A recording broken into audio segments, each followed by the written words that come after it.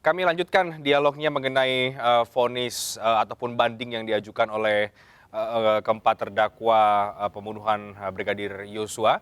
Masih bersama dengan sejumlah narasumber. Saya ke Pak Gayus sekarang. Pak Gayus, ini kan tentu vonis banding berangkat dari vonis hakim. Anda sendiri kalau kita melihat ke belakang, bagaimana Anda menilai melihat soal vonis ini dan langkah banding yang diambil ini, apakah menurut Anda memang tepat untuk dilakukan? Ya, sebelum saya mencoba menganalisis putusan hakim, saya akan mengatakan bahwa bukan semua terdakwa dan kuasa hukumnya, tapi JPU, jaksa juga mempunyai hak dan kewajiban, ya, hak dan kewajiban, hak ketika dia akan memutuskan, kewajiban mengenai ketentuan. Nah, kalau terjadi hal-hal yang sifatnya jarak ke atas ke bawah, terlampau tingginya putusan dari tuntutan atau sebaliknya terlampau rendahnya, itu jaksa punya kewajiban untuk mempertimbangkan secara adil apakah perlu upaya kontrol tadi sebagai kontrol atas ininya profesionalitas dia. Kalau saya bilang begini, dia tidak profesional, artinya ada yang kurang yang perlu diperbaiki. Nah, kurang itu akan dibahas, akan diputus oleh pengadilan, bukan oleh internal dia sendiri. Tidak ada jaksa itu diadili karena salahnya tuntutan, tidak ada. Itu hak tadi. Tetapi kalau dia secara netral akan menilai apakah iya ya, kok saya nuntut 19 tahun kok diputus sedikit, kok saya nuntut seringan kok diputus terlampau tinggi begini. Dia punya hak untuk sekaligus kewajiban untuk memakai kontrol ini. Sistem kontrolnya adalah banding. Pihak lain yang menilai akan tetap seperti itu atau akan berubah. Di sini fairness dari seorang upaya penegak hukum itu dulu yang pertama. Nah, kedua, kalau diminta saya mencoba untuk menganalisis, ya saya pikir itu saya katakan hak saja yang lebih menonjol dari majelis lengkap ini untuk sepakat, bukan hanya ketua sebenarnya. Ini kan masalah kesamaan. Nanti kalau tidak kita bisa lihat pada petikan putusan ya, apakah ada dissenting, apa ada concurring. Kalau dissenting berarti memang setelah mat atau putusan itu bisa berbeda-beda. Nah, nanti akan diikuti. Hakim itu punya catatan. Kami di Mahkamah Agung itu ada ketentuan yang boleh buka itu hanya ketua Mahkamah Agung. Tidak ada orang boleh membaca apa yang saya pertimbangkan menurut pikiran saya dan majelis yang lain. Nah, oleh karena itu disebut sebagai staff blood. Staff blood itu buku yang hanya dimiliki dan boleh dibaca oleh ketua Mahkamah Agung. Ada apa ini terjadi kok sampai demikian? Itu apa perlu ditambah majelis? Yang penting ganjil sampai 5, sampai 7, pernah 9 ketika masalah Bulog. Nah, ini pimpinan yang tertinggi itu ketua itu akan menilai.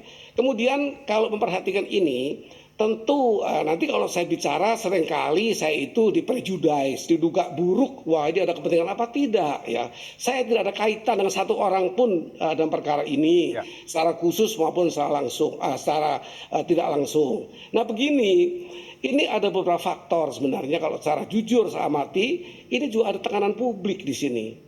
Banyak tekanan publik yang harus diakui betul apa tidak, dan sejarah nanti akan mencatat, ya, berbagai kekuatan-kekuatan di masyarakat yang menjadikan kalau hakim ini manusia biasa, dia akan terpengaruh, dia akan takut. Nah, kalau takut sampai harus dipindahkan pengadilannya. Tapi ini bagi saya bukan tekanan fisik, ini tekanan berbagai kewenangan. Ya, sebut saja ada sekelompok orang kampus menyebut dirinya aliansi guru besar kampus Indonesia misalnya. Ini membuat surat bagus-bagus saja tujuannya agar mengingatkan, agar memberikan pandangan, ini bagus. Tetapi kalau ditujukan kepada majelis hakim, ya ini akan merupakan hal yang berbeda. Kenapa tidak ke MA? Kenapa tidak ke Komisi Yudisial? Kenapa tidak ke KPN-nya? Nah, ini bagi saya merupakan hal yang juga perlu mendapat perhatian, sehingga manusia biasa yang memangku jabatan pemutus ini ya tentunya terpengaruh, paling tidak ya, mudah-mudahan mentalitinya kuat ya. Kalau tidak ini akan mengaruh. Masih ada lagi, ada tayangan video bahwa ketua majelis katanya bercakap-cakap tentang isi putusan kepada seseorang wanita. Itu bisa diikuti. Saya tidak membenarkan itu karena Mahkamah Agung telah membentuk tim khusus, tetapi tidak disampaikan ke publik. sudah atau belum. KY membentuk tim juga yang saya tahu beritanya seperti itu. Bahkan Pengadilan Jakarta Selatan juga membentuk untuk mengklarifikasi apakah ini editan atau asli Oke. atau apa. Ya, ini merupakan bagi saya, pandangan saya ada beberapa tadi itu. Demikian. Oke, tapi Anda melihat ada tekanan publik yang akhirnya ini cukup mempengaruhi vonis begitu ya kira-kira Pak Gayus ya? Kalau itu ada, kan ini belum tentu ada. Ya, ya, ya. Artinya apakah betul informasi itu betul? Oke. Ada tanggapan dari Anda, Bang Martin? Ya, yang pertama ya, mengenai video, saya pikir itu udah clear ya. Saya sudah mendengarkan dan melihat 2 video tersebut. Saya cermati baik-baik, saya dengarkan baik-baik. Memang caption yang ditulis ya, seakan-akan ada pembicaraan yang sudah men-setting vonis, dan percakapan tersebut adalah antara Ketua Majelis Hakim ya, dengan salah satu Jenderal Bintang 3 itu. Saya coba cermati berkali-kali sampai dengan belasan kali, tidak ada mengatakan vonis seumur hidup, tidak ada suara Bapak Jenderal Bintang 3 tersebut. Dan bahkan ketika saya ketemu Jenderal Bintang 3 tersebut ya, saya konfirmasi loh, itu benar Bapak telepon? Enggak, bukan. Dan ini kan sudah ditangani ya, dan hasilnya saya yakin sudah ada. Untuk pihak-pihak yang berkepentingan saya pikir bisa memfollow up itu. Ya, apalagi lawyernya Kuat Maruf yang secara resmi melaporkan yang mulia Iman Wahyu ya ke KY kalau nggak salah, itu bisa di follow up. Nah, lalu yang kedua mengenai sahabat peradilan, ini kan ada landasan hukumnya di Undang-Undang Kekuasaan Kehakiman.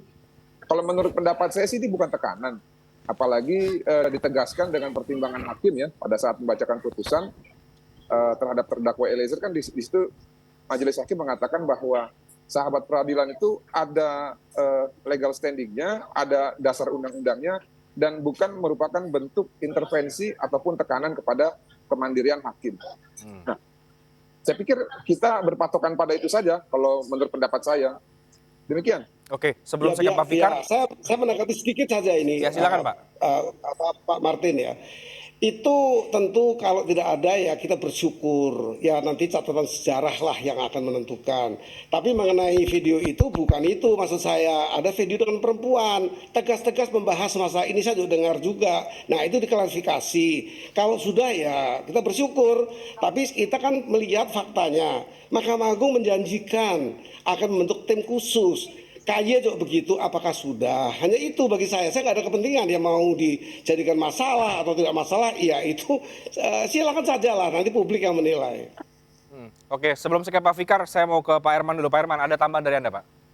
Ya, pertama tadi saya sedikit nanggapin Pak Fikar ya, masalah kalau banding ini ada peluang bukti dan saksi, karena judek faksi gitu ya, itu benar. Tetapi kita melihat tidak memerlukan. Kenapa? Karena sudah cukup tersaji fakta persidangan dan bukti yang kita sampaikan, hingga menurut kita penilaian kita berbeda dengan majelis. Itu jadi itu persoalannya. Kemudian kenapa kita tidak mau? Kecuali mungkin pada saat PK itu bukti baru gitu. Tapi sekarang kita udah sangat cukup. Yang keliru adalah ya artinya kita tidak boleh juga terlalu ini, kita hargai putusan majelis. Tapi dari pledoi kita sudah menyampaikan bahwa hal-hal seperti itu harusnya menuju putusan itu klien kami dibebaskan supaya menghindari kita terhindar dari peradilan sesat. Peradilan sesat oke, dari versi kita. Jadi silakan yang lain menilai bahwa kita tidak tepat, silakan. Begitu juga majelis kita hargai. Tapi kita menganggap beberapa kali kita menyampaikan bahwa kita berharap dalam putusan ini, dalam putusan perkara sebelum diputus, kita berharap berdasarkan fakta-fakta persidangan, yang salah silakan dihukum, yang mendapat isi silakan diringankan, ya kan, sesuai aturan ya. Tetapi yang tidak kuat, yang tidak tepat, yang sudah menolak, yang tidak punya niat, harusnya dibebaskan. Di awal kita seperti itu. Jadi makanya kenapa kita juga cukup lantang bertahan seperti itu. Yang kedua, saya menanggapin masalah apa yang disampaikan Pak Gayus tadi, sahabat pengadilan gitu ya, yang menyampaikan surat, ini menurut kita ya harusnya bagaimanapun ya ahli-ahli hukum juga harusnya punya pandangan bahwa hakim harusnya jangan diintervensi terlalu pakai tertulis. Tapi ya itu sekarang kan perkembangan situasi kan berbeda, sehingga nggak ada lagi batas tidak sesuai dengan aturan yang berlaku. Misalnya kayak sidang-sidang terbuka itu, kalau kita itu kan membuat saksi bisa saling melihat. Padahal kalau dalam prinsip KUHAP kan saksi tidak boleh saling mendengar. Nah, kalau terbuka sidangnya kan bisa mendengar itu. Begitu juga lah fakta-fakta persidangan ini menurut kita. Ya kita berharap majelis walaupun di ini nggak merasa seperti yang Pak Gayus bilang supaya dia tetap bertahan. Tapi saya malah merasa ya, tidak rasanya ini penilaian ya, nggak disalahin. Kita kan berdebat, kita menyampaikan terbuka sekarang. Wajar, ini kan sudah dibuka. Kalau masalah hak putusan kita hargai, tapi kita merasa ya tidak tertutup kemungkinan majelis pengaruh, dan itu yang merasa terganggu juga kita gitu, bahwa para ahli hukum gitu kan harusnya nggak boleh mengintervensi peradilan tulis gitu ya, cukup umum aja gitu. Jadi ya udahlah, semua mungkin banyak hal yang lain kita nggak tahu. Jadi bukan hanya opini publik masyarakat, kita hargai masyarakat bagaimanapun. Ya ini udah menjadi perhatian masyarakat. Perhatian penyebabnya apa? Karena terjadi hal-hal yang tidak baik pada saat proses awal-awal polisi menangani ini. Polisi tidak bisa berbuat apa-apa, tapi terakhir kita hargai polisi bisa menangani penyidik, Polri bisa menangani proses ini. Tapi akhirnya tentu dengan perhatian masyarakat yang luas, itu kita hargai. Terima kasih. Baik, menarik Pak Herman. Saya ke Pak Fikar. Apalagi yang ingin ditambahkan Pak Fikar, atau begini juga, kalau kemudian ini mau mengajukan banding, menurut pandangan Anda apa saja kemudian yang perlu disiapkan oleh masing-masing kuasa hukum untuk memasuki fase berikutnya dalam banding nanti? Iya, dalam perkara pidana itu kan yang berhadapan negara dengan terdakwa, terdakwa didampingi penasehat hukumnya. Nah, kalau banding, ya apakah negara yang banding atau jaksa yang banding, ataukah terdakwa yang banding? Tuh, yang pasti dua level peradilan ini, pengadilan negeri dan pengadilan tinggi, itu masih memeriksa fakta, gitu. Artinya di dua level peradilan ini, masing-masing pihak masih punya hak untuk mengajukan saksi tambahan, ahli tambahan, atau alat bukti tambahan yang lain.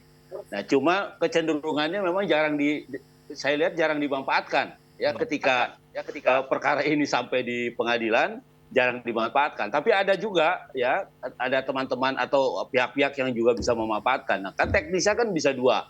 Apakah pengadilan tinggi bersidang sendiri ya, atau dia menunjuk kembali majelis yang di pengadilan negeri untuk menjidangkan kembali dengan dengan pesan atau dengan petunjuk, ini yang diperdalam, ini yang digali dan sebagainya gitu. Ataukah dia menyelenggarakan sendiri? Itu teknis, itu sudah terjadi dua-duanya ya, di dalam praktek sudah terjadi dua-duanya.